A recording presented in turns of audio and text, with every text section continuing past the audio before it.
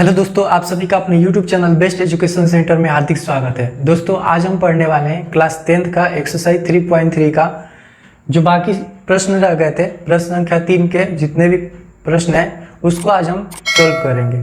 तो चलिए दोस्तों हम 1 बाय 1 सोल्व करते हैं। दोस्तों प्रश्न संख्या 3 जो है इसमें कहा गया है कि निम्न समस्याओं में रैखिक समीकरण युग्म बनाइए, यानी कि आपको रैखिक समीकरण युग्म पहले बनाना पड़ेगा। इससे पहले जो प्रश्न थे हमारे पास वो रैखिक समीकरण युग्म दिया गया होता था। इसमें क्या करना है कि आपको खुद रैखिक समीकरण युग्म बनाना है और उनके हल प्रतिस्थापन विधि द्वारा करना है। अगर ये लाइन न लिखा हो आपके एग्जाम में कि उनके हल किस विधि से करें, तो आपको जो मेथड इजी लगे, चाहे प्रतिस्थापन विधि हो, विलोपन विधि हो, बीज गुणनखंड विधि हो, जो आपको आसान लगता हो उस विधि से आप कर सकते हो। लेकिन अगर आपके प्रश्न में ये लिखा हो कि प्रतिस्थापन विधि से करें या फिर विलोपन विधि से करें, तो आपको उसी मेथड से ही करना है, ठीक है। तो चलिए इसको प्रतिस्थापन विधि से हमें हल करना है। तो पहला प्रश्न है, दो संख्याओं का अंतर 26 है, यानी कि दो संख्या है उनका डिफरेंस जो है 26 है। ये पहला पॉइंट हो गया। ऐसे प्रश्न में हमें यही दो जो है स्टेटमेंट को ध्यान से पढ़ना होता है। तो पहला स्टेटमेंट यहाँ पे हो गया कि दो संख्याओं का अंतर 26 है। आगे लिखा है कि एक संख्या दूसरी संख्या की 3 गुनी है। दो स्टेटमेंट मिल गया। तो इसी दो स्टेटमेंट से हम, दो कथन से हम दो समीकरण बनाएंगे, ठीक है। तो देखिए कैसे बनाते हैं। दो संख्या है तो हम मानेंगे, माना कि एक संख्या x है और दूसरी संख्या y है, ठीक है। एक संख्या को हम x मानेंगे और दूसरी संख्या को y मानेंगे। तो स्टेटमेंट के अकॉर्डिंग हम आते हैं कि कथन क्या है। यहां पे लिखेंगे, प्रश्न से कहा जाए कि संख्याओं का अंतर 26 है, यानी कहने का मतलब एक संख्या x है और एक संख्या y, अगर दोनों को माइनस कर दो तो क्या प्राप्त होता है, 26, ठीक है। इसको हम मान लेते हैं समीकरण 1, ओके। अब फिर ये तो हमारा पहला स्टेटमेंट बोल रहा था कि दो संख्याओं का अंतर 26 है, हमने कर लिया। अब दूसरे स्टेटमेंट के अकॉर्डिंग करेंगे पुनः प्रश्न से। अब दूसरा स्टेटमेंट क्या है कि एक संख्या दूसरी संख्या की 3 गुनी है। तो मान के चलो एक संख्या हमारा x है और दूसरी संख्या y है। तो y का क्या है, ये दूसरी संख्या का 3 गुनी है, तो आप उसको 3 से गुणा कर दोगे, राइट। यानी कि x बराबर क्या प्राप्त हो गया, 3y। अब क्योंकि प्रतिस्थापन विधि से करना है और हमें किसी की वैल्यू x या y की वैल्यू हम किसी समीकरण में रखते हैं, ठीक है, तो उसको हम उसी प्रकार से रखेंगे। तो इसको तो समीकरण 2 मान लेंगे और यहाँ पर लिखेंगे x का मान समीकरण 1 में, ठीक है, 1 में रखने पर रखते हैं। x माइनस वाई बराबर 26 है, तो x की जगह पे हमें क्या रखना है, 3y, ठीक है। और उसके बाद क्या है, माइनस y बराबर क्या हो गया, 26। इतना क्लियर। अब देखो 3y में से एक y माइनस होगा तो क्या बच जाएगा, 2y, और 2y बराबर क्या हो गया, 26, क्लियर। अब दोस्तों ये 2 गुणा में है तो इधर आके भाग में आ जाएगा, है ना, मल्टीप्लाई में है तो इधर डिवाइड में आएगा। तो y बराबर यहाँ सिर्फ y बचेगा, 2 जो है 26 अपॉन में 2 हो जाएगा, क्लियर। अब 26 जो है 2 से कट जाएगा, कितनी बार में, 13 बार में। यानी हमने एक संख्या जो है वो तो निकाल ली। अब ये y का मान या तो आप यहाँ रख दो या यहाँ रख दो, कहीं भी रख दो, आपका x का मान प्राप्त हो जाए। तो यहाँ रख देते हैं, आसान है ना। यहाँ लिखेंगे y का मान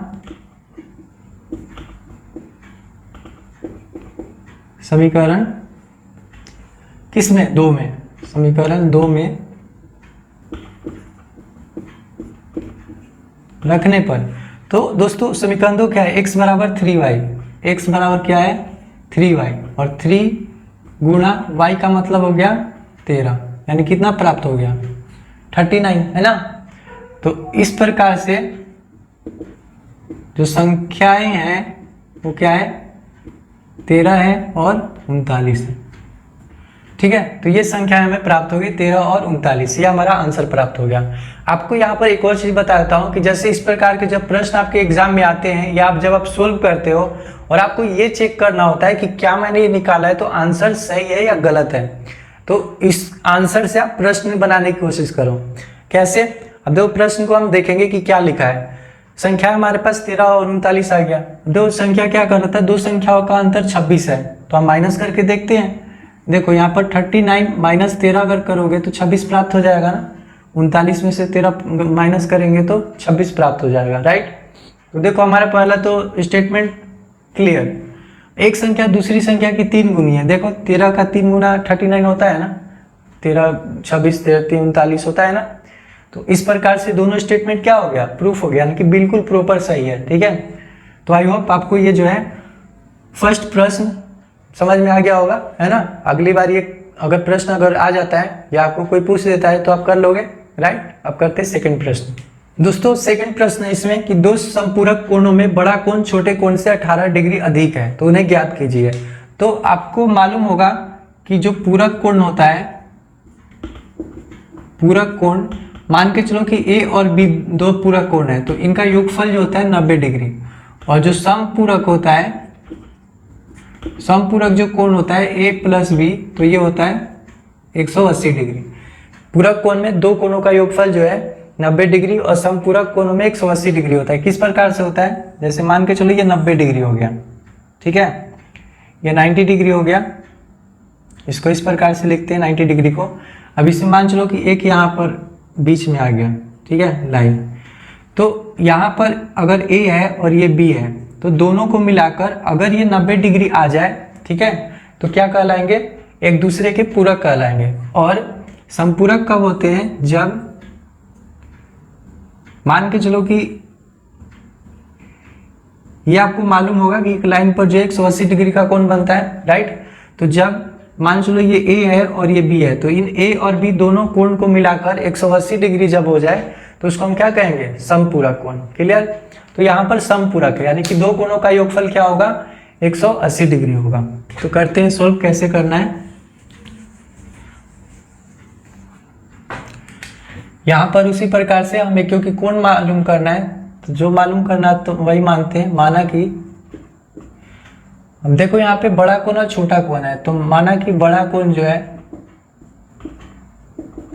बड़ा कोण x डिग्री है ना, और जो छोटा कोण है उसको मान लेते हैं y डिग्री, ठीक है।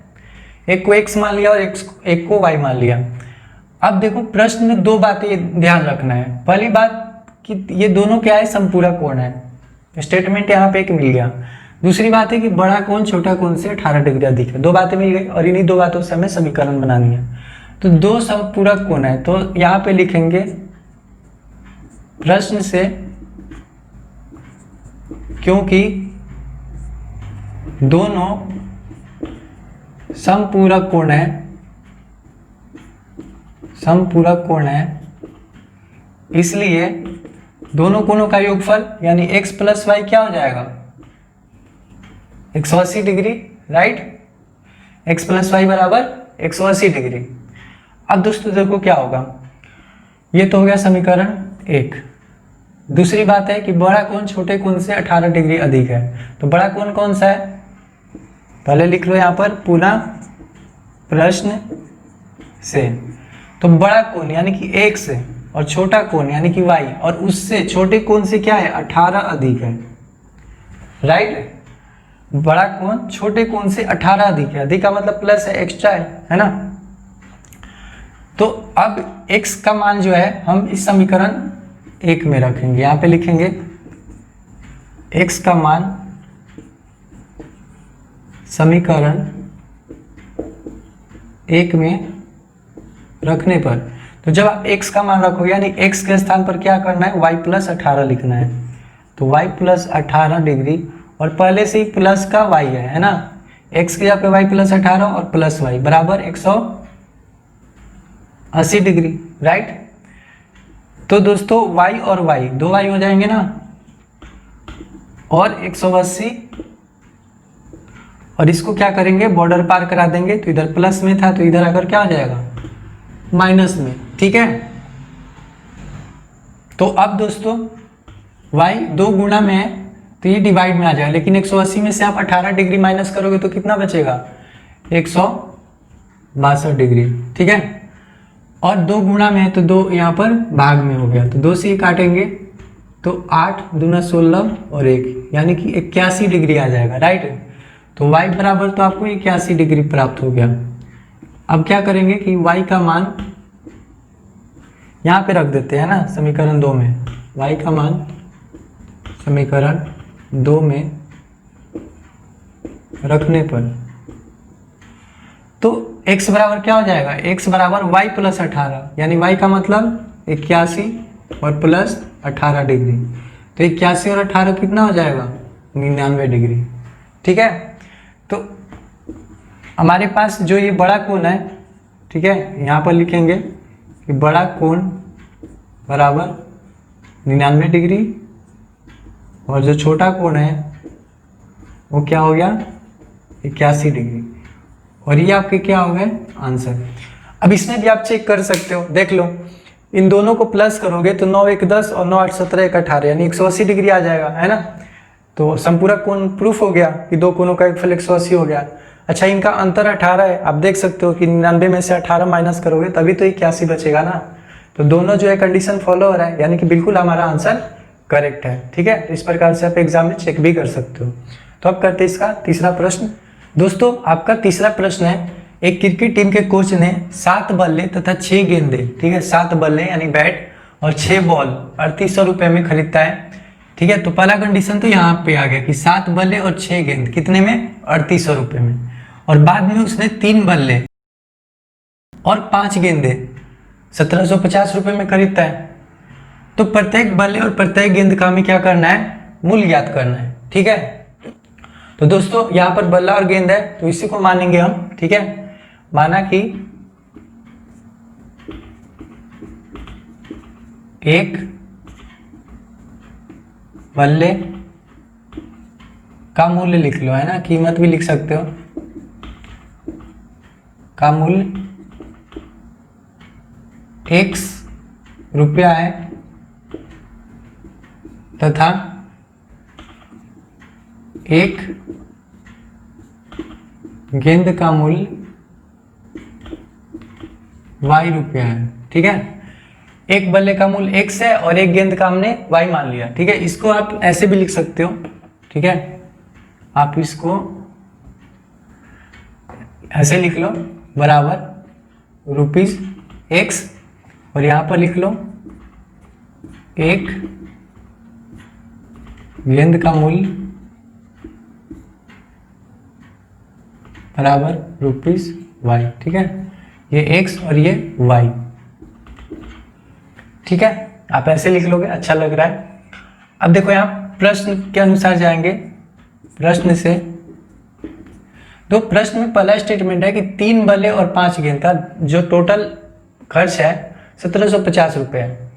तो एक बल्ले का दाम अगर x रुपया है तो 3 बल्ले का 3x, जैसे मान चलो कि एक बल्ले का अगर दाम 500 रुपया है, ठीक है, एक बल्ले का जो मूल्य है 500 रुपया है, तो 3 का कितना हो जाएगा, आप 3 से गुणा कर दोगे। तो यहाँ पर हमारे पास 3 से x माना है तो x से ही गुणा करेंगे ना। तो प्रश्न से 3 बल्ले यानी 3 गुना x और 7 बल्ले, ऊपर वाला दोस्तों 7 बल्ले तो 7x और प्लस 6 गेंदे हैं तो 6y बराबर कितना हो गया, 3800 रुपये। ठीक है, ये हो गया हमारा इक्वेशन 1। और दूसरा कंडीशन है, दूसरे कंडीशन के अनुसार 3 बल्ले यानी कि 3x और प्लस 5 गेंद यानी कि 5y, है ना।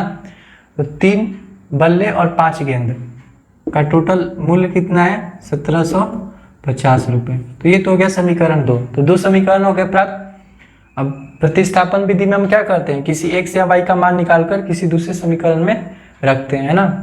तो पहले हम करते हैं समीकरण 1 से ले लेते हैं 7x प्लस 6y बराबर 3800 रुपये। ठीक है, तो यहाँ पर हम 6y को यहीं पे रहने देते हैं 3800 और माइनस, क्योंकि यहाँ प्लस है तो ये आके माइनस हो जाएगा। ठीक है, तो y बराबर क्या हो जाएगा 3800 माइनस 7x और 6 गुणा में है तो क्या आ जाएगा भाग में। इतना क्लियर।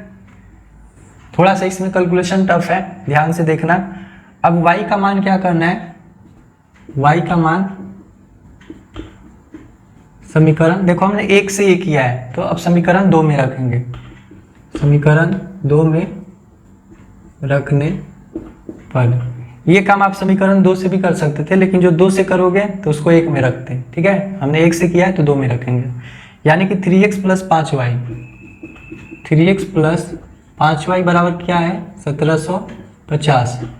तो x तो 0 का त्यों है, हमें y के स्थान पर रखना है, तो यहाँ पे 5 लिखेंगे और y का मान कितना है 3800 माइनस 7x डिवाइडेड बाई 6, और ये किसके बराबर है 1750 के बराबर। इतना क्लियर।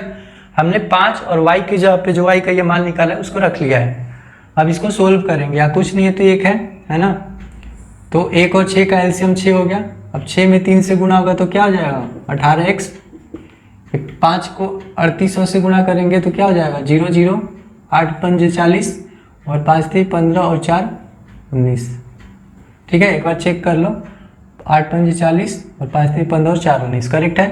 और 5 में 7 से गुणा करेंगे तो प्लस माइनस माइनस, ठीक है, ये हो जाएगा आपका 35x।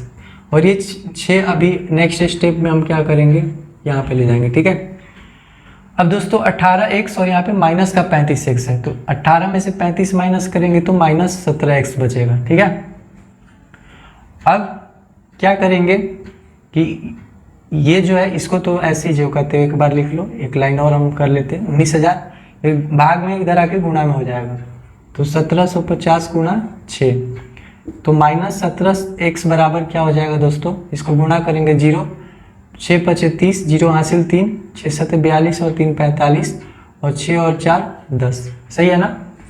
तो 10,500 हो गया। ठीक है, और ये प्लस में है तो इधर आकर क्या हो जाएगा माइनस में। ठीक है, तो यहाँ पर माइनस 17x बराबर कितना बच गया, यहाँ पर जब इसको माइनस करोगे तो बच जाएगा ये 8500, लेकिन इसकी वैल्यू ज़्यादा है तो माइनस में 8500 बच जाएगा। ठीक है, तो माइनस से माइनस कट गया। अब x बराबर क्या हो जाएगा, बराबर एक साथ सामने लिखते हैं तो सही लगता है ना।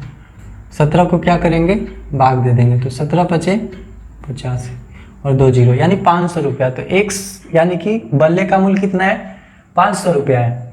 अब इस बल्ले का जो मूल्य आया है वो किसी भी समीकरण में रख देंगे।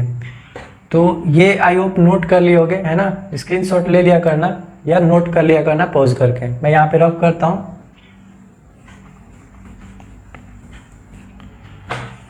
x का मान हम क्या करेंगे, अब x का मान समीकरण 1 में रखने पर, ठीक है, आप 2 में भी रख सकते हो। तो क्या है 7x है ना, तो 7 गुणा x का मान कितना निकाल लिया हमने 500 और प्लस 6y बराबर कितना है 3800, जो कहते हो हमने लिख लिया है। बाकी बस यहाँ x के जगह पे हमने 500 रख लिया, तो ये हो जाएगा दोस्तों 3800 और ये 7 बचे 3500। इधर प्लस में है तो इधर क्या हो जाएगा माइनस में। 7 में 5 से गुणा करो 35 हो जाएगा 2 0। तो y बराबर 3800 में 3500 माइनस करोगे तो क्या बचेगा 300, और 6 गुणा में है तो 6 यहाँ पर भाग में आ गया, तो यहाँ पर क्या आ गया कट के 50 रुपये, यानी कि जो बॉल का मूल्य था ना 50 रुपया था, है ना। क्रिकेट आप बहुत खेलते होगे, मज़ा आता है ना।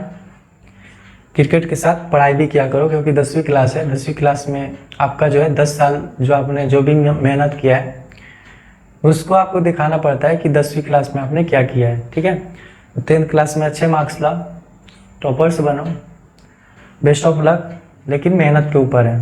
बैट बॉल खेलो, टाइम निकाल के अपना आधा 1 घंटा खेलना ज़रूरी है, लेकिन पढ़ाई पे ज़्यादा ध्यान। ठीक है, तो दोस्तों x बराबर 500 है, y बराबर 50 है। तो हमने x किसको माना है बल्ले का मूल्य, तो यहाँ पे लिखेंगे, इसलिए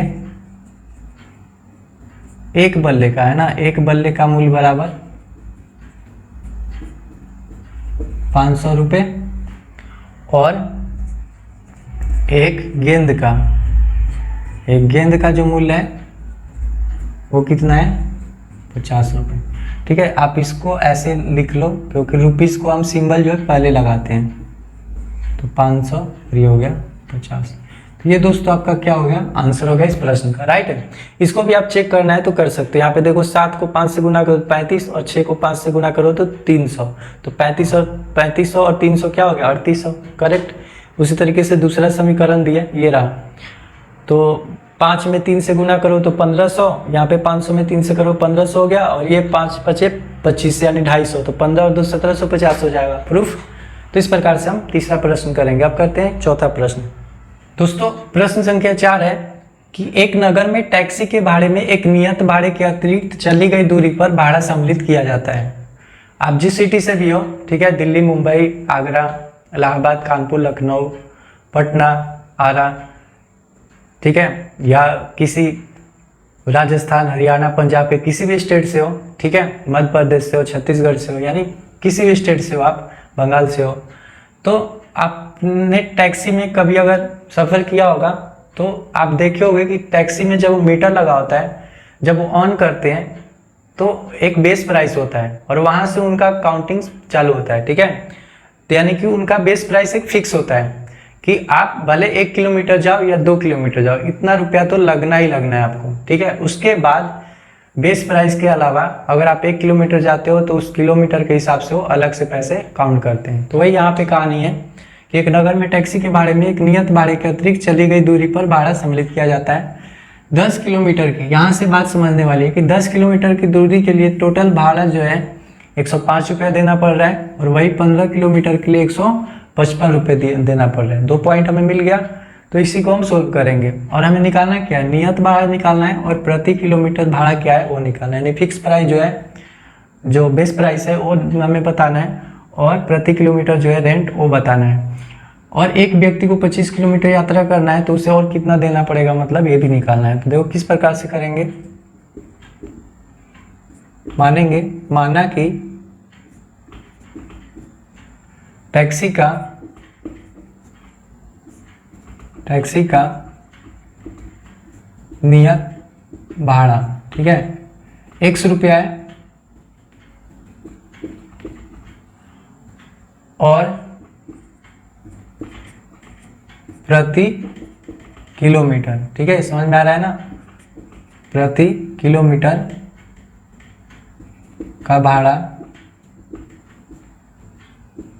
y रुपया है। ठीक है, फिक्स जो है भाड़ा उसको x मान लिए और प्रति किलोमीटर भाड़ा को y मान लिए। तो प्रश्न की कंडीशन क्या है, प्रश्न से एक व्यक्ति 10 किलोमीटर जाता है तो x तो फिक्स है, अभी बताया ना, ये तो फिक्स है। अब आप 10 किलोमीटर जा रहे हो तो उसको और प्लस किया जाएगा, और 1 किलोमीटर के लिए y रुपया है तो 10 किलोमीटर के लिए 10y हो जाएगा ना। क्लियर। तो टोटल कितना हमें देना पड़ रहा है, 105 रुपये। ठीक है, तो 105 रुपये देना पड़ेगा। ये हो गया आपका समीकरण 1। राइट है। और जब आप दोबारा प्रश्न के एक कंडीशन पढ़ोगे पुनः प्रश्न से कि अगर आप 15 किलोमीटर जाओगे यानी x + 15y तो आपके लगने वाले 155। तो 2 समीकरण हमें मिल गया। अब इसको सोल्व करेंगे किस विधि से, प्रतिस्थापन विधि से। यहाँ पे करते हैं समीकरण 1 से पहले लिखेंगे समीकरण 1 से। समीकरण 1 में क्या है, x + 10y = 105। तो दोस्तों x बराबर क्या हो जाएगा, 105 - 10y हो जाएगा ना। ठीक है, 10 उधर जाएगा माइनस हो गया। x का मान क्या करेंगे, x का मान समीकरण दूसरे में रखेंगे। ठीक है, समीकरण 2 में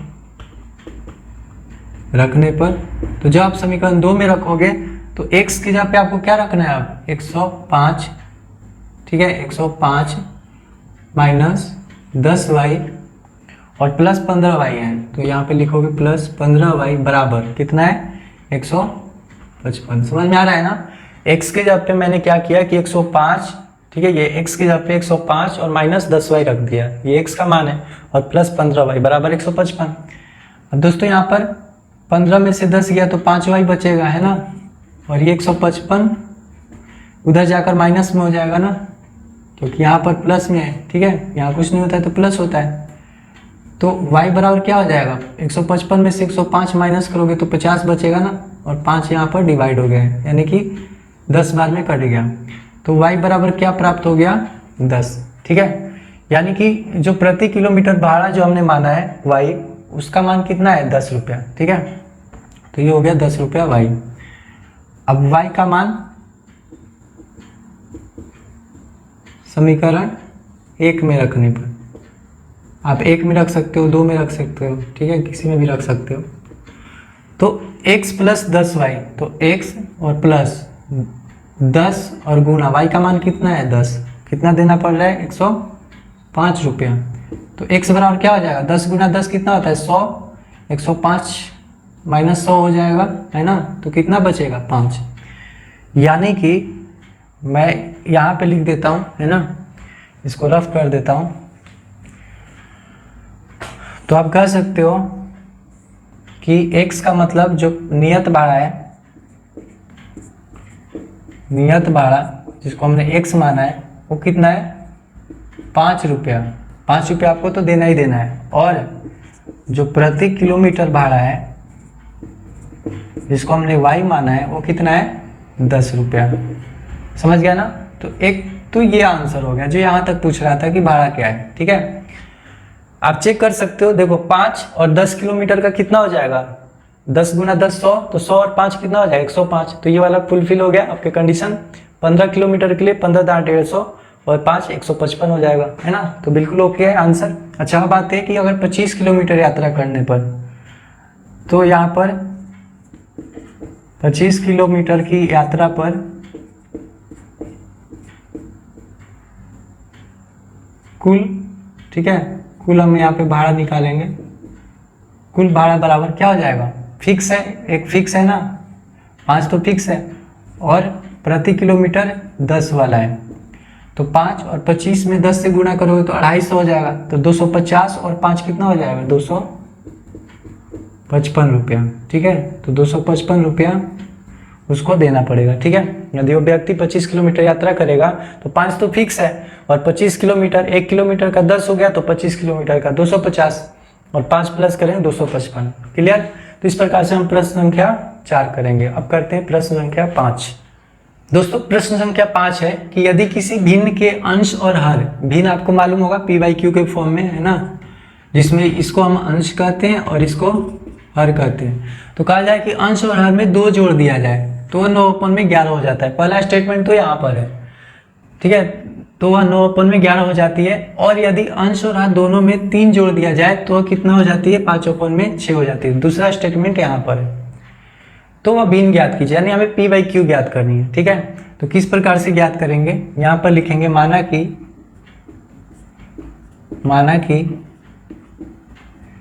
भिन्न का अंश x और हर क्या है, y है।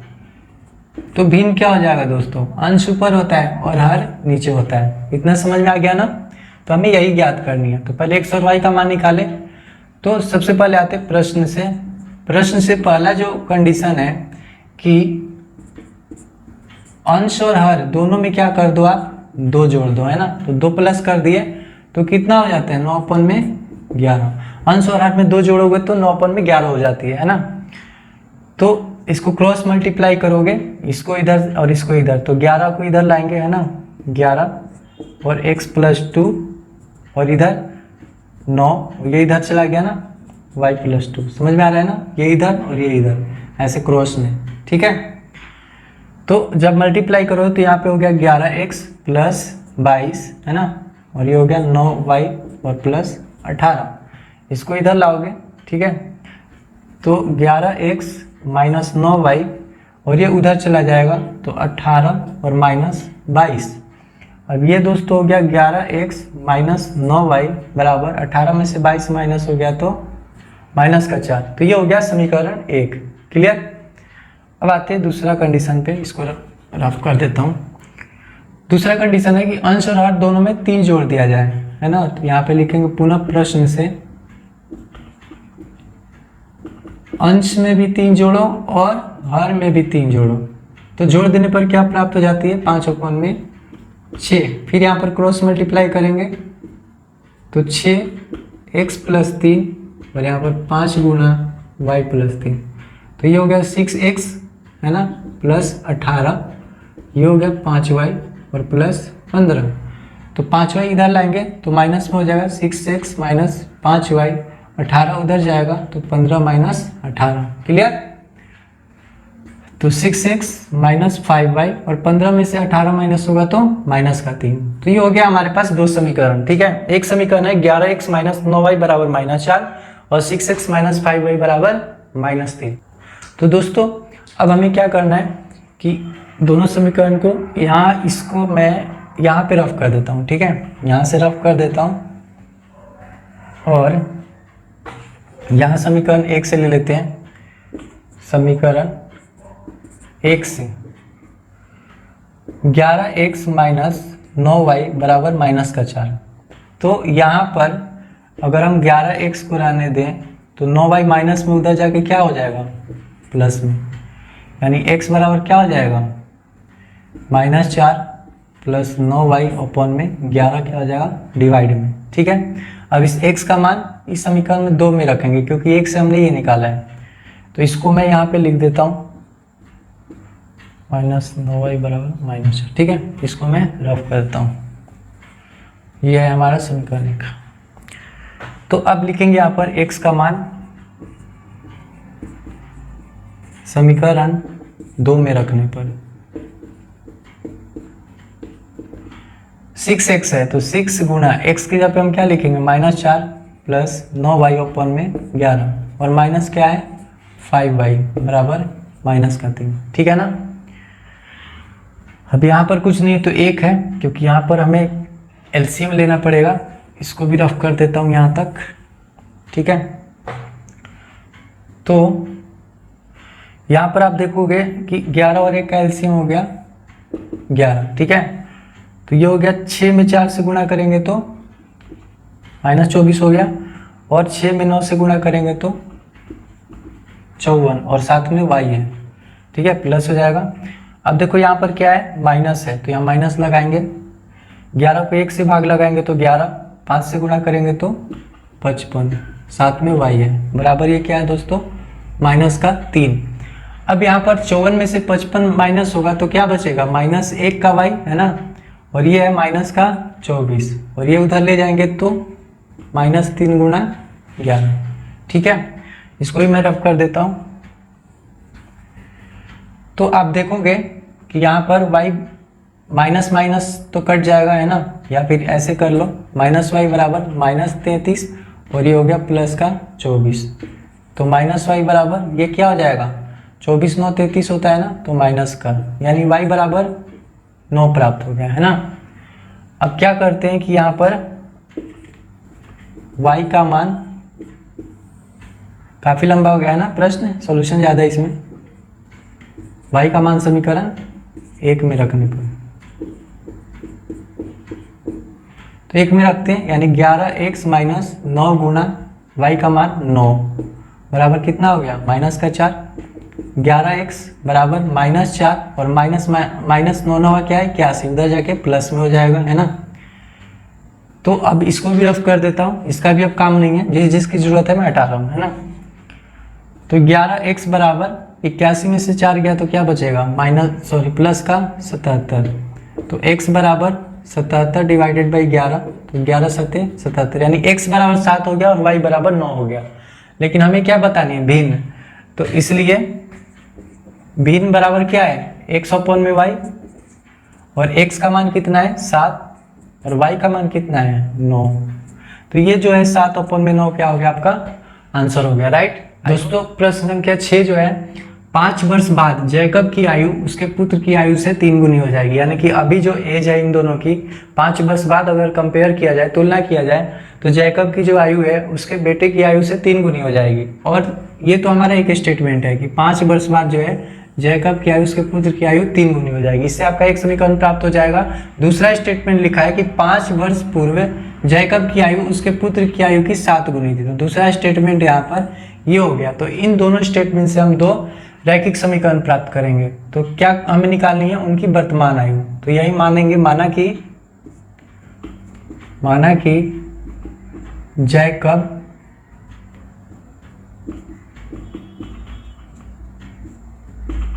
की वर्तमान आयु कितनी है? x वर्ष, और उसके पुत्र की, है ना, उसके पुत्र की वर्तमान आयु क्या है? y वर्ष। ठीक है, एक का हमने x मान लिया और दूसरे का y मान लिया। ठीक है, तो अब प्रश्न से,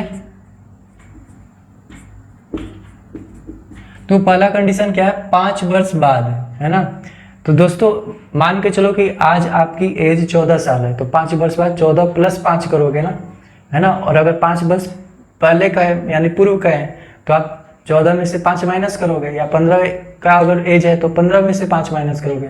लेकिन हमें नंबर नहीं मालूम है, एक्स वाई में हमने माना है। तो 5 वर्ष बाद अगर आज ये x वर्ष का है, मतलब 15 वर्ष का मान के चलो, तो 5 वर्ष बाद x + 5 हो जाएगा, और ये भी तो बढ़ेगा ना साथ साथ, उसका बेटा भी तो 5 साल बढ़ेगा। तो इस प्रकार से हम क्या करेंगे? 5 वर्ष बाद, प्रश्न से 5 वर्ष बाद एक जैकब जो है उसकी एज x + 5 हो जाएगी और उसके पुत्र की y + 5। और प्रश्न में क्या लिखा है? पुत्र की आयु से 3 गुनी। तो ये है ना पुत्र की आयु, तो इससे 3 गुनी यानी आपको 3 से गुणा कर देना है। तो ये हो गया x + 5, 3 से गुणा कर लो 3y, और 3 बचे 15, y इधर आ जाएगा ना, तो x - 3y 15, और 5 प्लस है इधर जाके माइनस। तो ये हो गया दोस्तों x - 3y, 15 में से 5 गया तो 10, राइट। यानी x - 3y = 10। एक समीकरण प्राप्त हो गया। अब हमें दूसरा समीकरण प्राप्त करना है। दूसरा समीकरण दोस्तों क्या है? 5 वर्ष पूर्व। ठीक है, हम लिखेंगे पुनः प्रश्न से 5 वर्ष पूर्व। तो 5 वर्ष पूर्व यानी माइनस कर दो, x - 5, तो इसका बेटा भी तो 5 साल माइनस होगा ना, है ना। 5 साल पहले अगर आपके एज पूछा जाए तो आप 5 माइनस करोगे, साथ में आपके दोस्त है या आपका कोई भी रिलेटिव है वो भी तो 5 साल बैक जाएगा ना। तो 5 साल पहले जो है जैकब की एज जो थी उसके पुत्र की आयु की 7 गुनी। तो ये इसके पुत्र है, इसके 7 से गुणा कर देंगे। तो x - 5 साथ में y से गुणा होगा तो 7y, साथ में 5 से गुणा करेंगे तो 35। यहाँ तक क्लियर? आई होप आपको समझ में आ रहा होगा। तो अब देखो ये हो जाएगा x - 7y, है ना, प्लस इधर आके माइनस, और ये बच गया यहाँ पर -35, और -5 उधर जाके प्लस का 5, यानी x - 7y बराबर ये 35 में से 5 माइनस करेंगे तो 30, यानी -30। तो ये 2 समीकरण प्राप्त हो गए, राइट। अब किसी भी समीकरण से किसी का मान ज्ञात करके दूसरे में रखना है, तो इसी से कर लेते हैं। x बराबर क्या हो जाएगा? -30 और प्लस 7y। अब इस x का मान समीकरण 1 में रखने पर, क्योंकि हमने 2 से निकाला है ना, आप इससे भी निकाल सकते हो, यहाँ से भी निकाल सकते हो, लेकिन यहाँ से निकालोगे तो इसमें रखोगे, और यहाँ से निकाले हो तो इसमें रखना है। ठीक है, तो x का मान समीकरण 1 में रखने पर। ठीक है, तो मैं इसको रफ कर देता हूँ यहाँ तक। ठीक है, अब देखो समीकरण 1 क्या है? x - 3y = 10। ठीक है, x के जगह पे हम क्या लिखेंगे? -30 और प्लस 7 का y, और यहाँ पर पहले से -3y है बराबर 10। अब देखो 7 में से 3 जाएगा तो क्या बचेगा? 4y, 10, और ये -30 उधर जाके क्या हो जाएगा? +30। तो y बराबर 30 और 10 कितना होता है? 40, और ये गुणा में है तो इधर आके भाग में, तो ये कट के क्या हो गया दोस्तों? 10। यानी जो उसका पुत्र है वो 10 वर्ष का है। ठीक है, वर्तमान में उसकी एज क्या है? 10 वर्ष है। ठीक है, इसको 10 वर्ष लिख लो। अब y का मान किसी भी समीकरण में रख लो, पहले में या दूसरे में, तो हम लिख लेते हैं y का मान समीकरण 1 में ही रख लो। ठीक है, 1 में रखने पर तो पहला समीकरण क्या था? यही था ना, x - 3y = 10। तो x - 3y = 10, तो x बराबर 10 + 3y, यानी ये यहाँ पर भी आप डायरेक्ट मतलब रख सकते हो, यहाँ से भी आपका x का मान निकल जाएगा। तो ये हो गया 10 + 3 और गुणा y का मान कितना आया है 10। तो ये हो गया दोस्तों 3 गुना 10 30 और 10 कितना हो गया 40। तो ये 10 और 40 वर्ष आंसर हो गया। यानी इसको कैसे लिखेंगे, जैकब की वर्तमान आयु। अब जैकब की वर्तमान आयु क्या माने है x, और x का मान क्या हुआ है 40। तो यहाँ पर लिखेंगे 40 वर्ष और उसके पुत्र की, है ना, पुत्र की वर्तमान आयु। तो पुत्र का y मान है तो y का मान कितना है 10 वर्ष। ठीक है, तो इस प्रकार से आप इन सभी प्रश्नों के हल कर सकते हो प्रतिस्थापन विधि द्वारा। ठीक है, अगले एक्सरसाइज में हम विलोपन विधि पढ़ने वाले हैं। आई होप आपको ये जो है बिल्कुल सारे प्रश्न क्लियर हो गए होंगे, कभी नहीं भूलोगे, है ना। अच्छे से इसका जो है कॉपी तैयार कर लेना और रिवीजन हमेशा करते रहना। ठीक है, रिवीजन हमेशा करते रहोगे तो कभी समस्या नहीं आएंगी। ठीक है, तो दोस्तों आई होप आपको ये वीडियो पसंद आई होगी। अगर पसंद आई हो तो लाइक जरूर करना। ठीक है, और अपने दोस्तों को शेयर करना, और चैनल अगर सब्सक्राइब नहीं किया है तो चैनल को सब्सक्राइब कर लेना और बेल आइकन भी प्रेस कर लेना, ताकि मैं इस प्रकार की जब भी वीडियो डालूँ आपके लिए, चाहे साइंस का हो, मैथ का हो, इंग्लिश का हो, हिंदी का हो, मतलब जो भी सब्जेक्ट का अगर मैं डालूँ तो आपको मैसेज मिल जाए, नोटिफिकेशन मिल जाए। ठीक है, और आप आसानी से देख पाओ। तो दोस्तों फिर मिलते हैं हम नेक्स्ट वीडियो में, तब तक के लिए जय हिंद दोस्तों।